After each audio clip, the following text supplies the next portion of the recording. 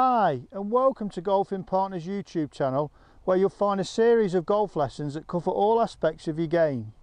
And be sure to hit the subscription button to get notification of all new lesson uploads, as well as the swing drills and practice games I'll be uploading.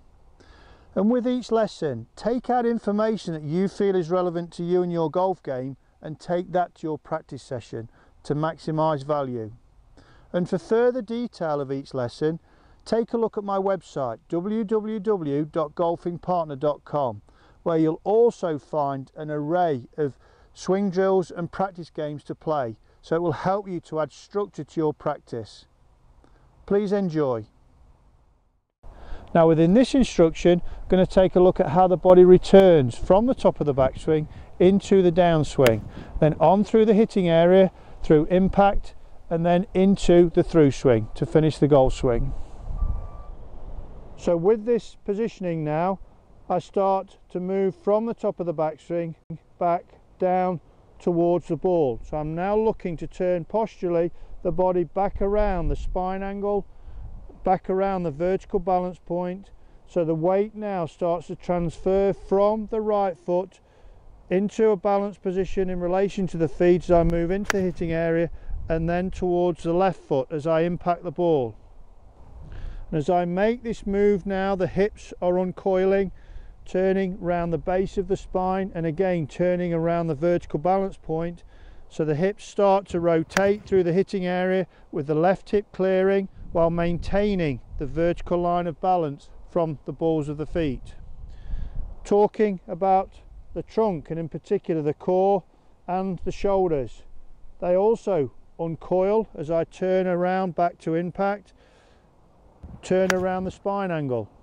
So remembering the shoulders will always turn in a perpendicular way to the spine angle, and it's the vertical balance point that is controlling the spine. So as I turn back through impact and start to move into the through swing now, the weight is transferred towards the left foot, the hips have continued to rotate into the through swing beyond impact, and now the right heel starts to come up as the hips start to clear. The left hip's clearing and the right hip is rotating. So as now I'm working into the through swing, the right foot comes up, so the heel now points skyward to the end of the swing. That's released the right hip and released the right thigh, allowing for the trunk, which is the hips, stomach or core and shoulders, to continue rotating into the end of the through swing.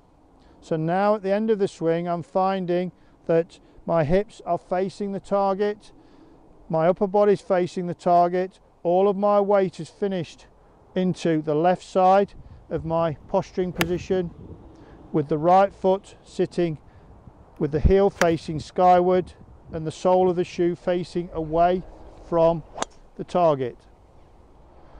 So when looking at the points I've just covered relating to the vertical balance point and the importance of creating the correct vertical balance point in relation to toes and heels, so the weight is sat across the balls of the feet, is of paramount importance, because not only will it create a stable foundation for body motion to start from, it's also the starting point of sequence motion. So that's the vertical line now attaching to the spine angle. If I turn around the vertical line, rotate my shoulders, the shoulders now work on a neutral plane because I'm controlling balance from the ground.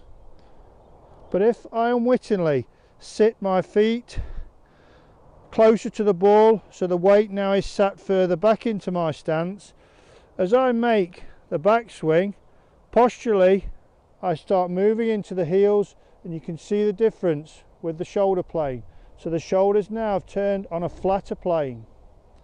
So from correct posturing position with the weight sat correctly to the ground across the balls of the feet, I rotate, the vertical line controls my spine angle, I have neutral shoulder plane.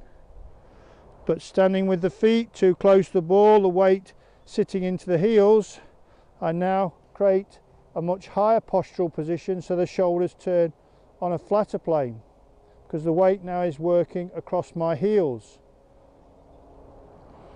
If I do the opposite, have the feet too far from the ball, so now the spine angle is tilted too much towards the ball as I'm overbalancing, and then make a backswing, the weight falls forwards.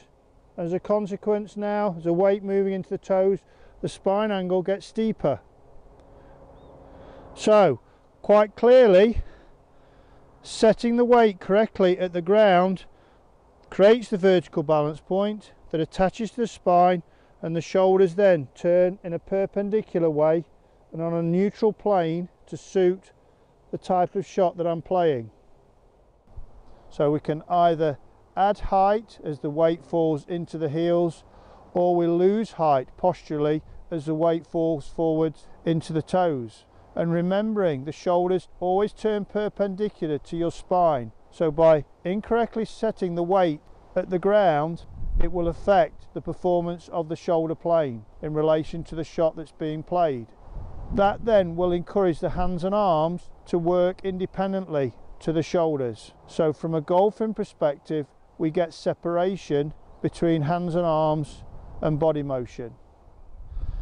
This now completes this instruction that's taken a look at how the body performs within the golf swing and how the body turns around angles and lines created from address and posture. The next lesson to take a look at within this lesson series is hand and arm swing, where there'll be a focus on how the hands and arms connect to the body and how they perform by delivering the club face to the ball. I'd also recommend you take time to look at my website www.golfingpartner.com that gives further detail to this area of your golf game. You'll also find a series of practice drills where I've created practice techniques that cover position and also swing motion that relate to any area of your golf game. There's also a practice games area where I've created a series of games that you can use within practice that will help you to develop your golf skills and also help to measure the practice you are doing.